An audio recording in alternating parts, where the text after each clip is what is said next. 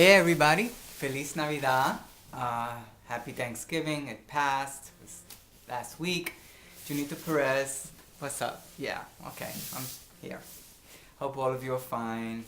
I felt like doing a little video. It's been a couple of weeks, maybe a month since I've done some videos. So I just wanted to, I'm feeling some stuff and I wanted to kind of just talk about it a little bit. And maybe even get some feedback from any of you who, if you're interested in it, you know. This is not a freaking reality show, but I kind of like documenting events and feelings, like my stuff, you know, through video. I think it's a really good medium to, you know, kind of like you guys get to know me, I get to know you by your feedback on my videos, my commentaries, my thoughts, my feelings.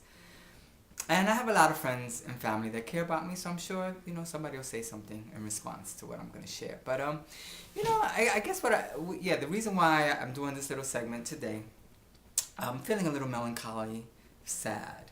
You know, I'm single and I'm open to dating, and socially things have been progressing really nicely. I'm doing salsa dancing, getting into that, which is an old love and passion of mine.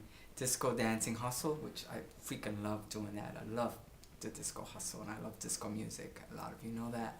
And so I've been more like visible out there, like in a social sense in the scene with my dancing, and therefore meeting a lot of cool men, a lot of really interesting men.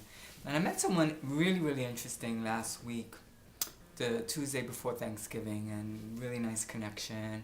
And an older man than I usually encounter, and that was definitely a plus because he looked good for his age, which, you know, I'm 51, so he was just a little younger than me. So, and he looked good, you know, and he danced good. Yeah. Came off really well, nice presentation, and you know, it was cool.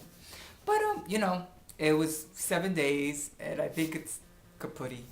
And I'm not going to get into the reasons for it, but I guess what I want to say in defense of myself is, like, I've had family members and friends of mine saying, oh, you need to meet somebody your age, your age, your age. You know what? I'm going to tell you something, that age is just a number.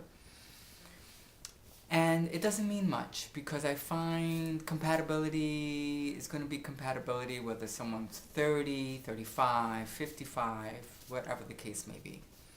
And I guess I just want to say that the type of guy that I am, you know, I'm the type of guy that when I go out on dates and when I'm getting to know someone, I don't want to hear about your exes in the first date, second date, third date. Actually, I made a song, I don't want to hear your pain, which talks about, I don't want to hear about how you and your ex broke up and how you needed to, and you got cheated on, or you got beat on the head by your ex or your mom or your father or whatever, you know, like when you were growing up. Like, I don't need to know that. To me, I don't need to know any of those things.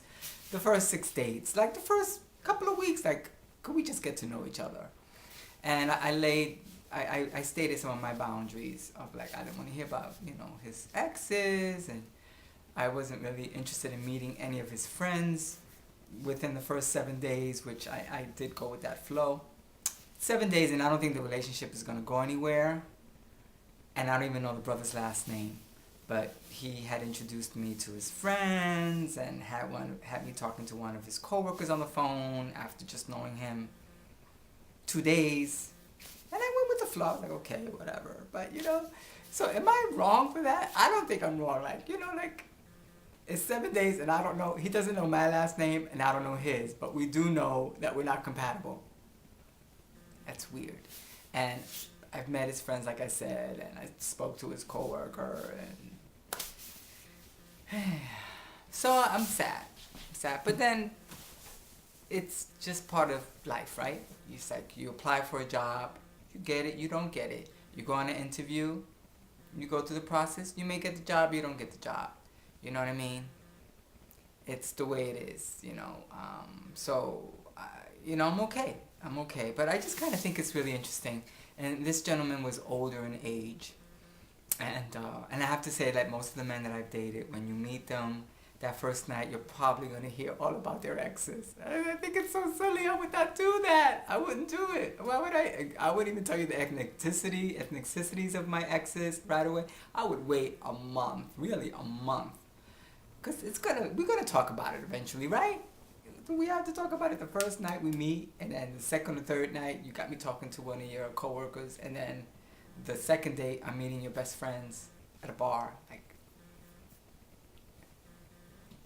that's a lot of pressure. So, and I can handle it. Anyway, I just want to just put that out there. And what else do I need to say? I'm glad it's the holidays. And my podcast videos in iTunes are really gaining a lot of exposure for Soraya. And I feel fabulous, and I'm dancing really well. And one day I'll videotape my little salsa stuff when I'm really in good shape with the moves and everything. But I'm really enjoying that. And I want to thank my friend Paco for the salsa lessons. And I want to thank my younger brother Alex for posting the article, taking a picture of the article in the Weight Watchers magazine that I'm in, and saying all the kind things that he said. Because I love my little brother. He's like so special to me. And actually, when I was waiting for him to be birthed, I went and got a Raggedy Andy doll. I was just so excited about my little brother coming to this world. And I did try to influence him like a father. Like, I try to give him a good male, positive image growing up. I love my little brother. I love all my siblings. I really do. But my little brother I try to give him the things I didn't get from my father. Even though my younger brother and I did chow down a lot. I kind of felt like I handed over my issues with Chinese food and chocolate cake to my younger brother, but I made amends to him for that if I did instill in him like a overeating mentality. But I think it's in the Montalvo blood. He already had it. So anyway, Alex, I love you very much. You're special to me, and I love your family, and I'm so glad we're so close, and I hope we stay close, okay?